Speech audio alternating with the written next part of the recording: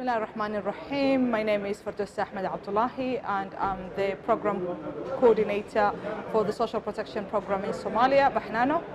We have visited Pakistan to learn from BISP, and this experience has been one amazing experience that we could adapt in Somalia.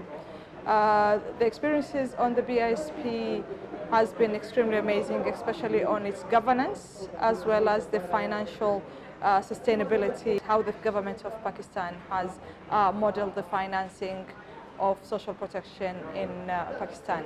I think that has been a very great learning.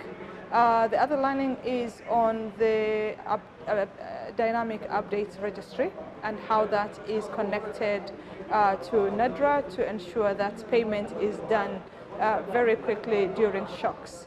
So that is also one of the major learning experiences that we have seen. The coordination and collaboration of different agencies in terms of responding to vulnerable groups as well as shocks. We look forward to implement what we have learned in Somalia, and we hope to come back with our learning experiences and to ensure that we grow up together, but the learning will not stop with our visits.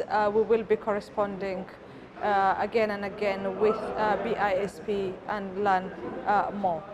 Thank you so much, and I look forward to my next visit in Pakistan.